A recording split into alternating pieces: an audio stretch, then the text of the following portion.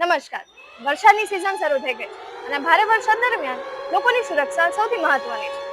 તો આજે આપણે આવી ગયા છીએ ફાયર બ્રિગેડ ઓફિસે કે વરસાદને લગતી શું તૈયારી કરવામાં આવી છે એ જાણીએ.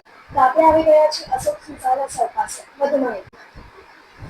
તો સર જણાવજો કે ભારે વરસાદ પડે તો તમારી ટીમ કઈ રીતે તૈયાર છે લોકોને બચાવવા?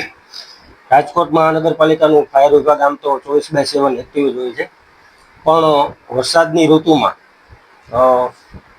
જે નીચાણવાળા વિસ્તારો છે, રાજકોટ શહેરમાં ભગવતીપરા છે, જંગલેશ્વર વિસ્તાર છે, આવા નીચાણવાળા વિસ્તાર છે કે જ્યાં વધુ પડતો વરસાદ પડવાથી લોકોનું સ્થળાંતર કરવું પડે છે. આવી પરિસ્થિતિ ઊભી થાય છે. એના માટે અમે લોકોએ અગાઉથી જ એવા વિસ્તારને આઈડેન્ટિફાઈ કરી અને તેના માટે સ્પેશિયલ ટીમનો એક હુકમ કરેલ છે.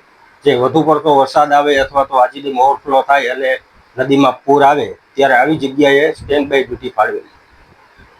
અને ભારે વરસાદ દરમિયાન તમને કઈ કઈ ટાઈપના ઇમરજન્સી કોલ આવતા હોય છે? ઝાડ પડી જવાના, પછી ફ્લડ રેસ્ક્યુના તમામ બધા આવતા હોય. અને લોકો આવું કંઈ થાય તો તમારા સુધી કોન્ટેક્ટ કઈ રીતે કરી શકે અને તમારા ઇમરજન્સી નંબર શું છે? અમારો કંટ્રોલ રૂમના 101 અને 102 નંબર છે. એ સિવાય સ્ટેટ લેવલના 112 પર પણ અમને કોન્ટેક્ટ કરી શકે.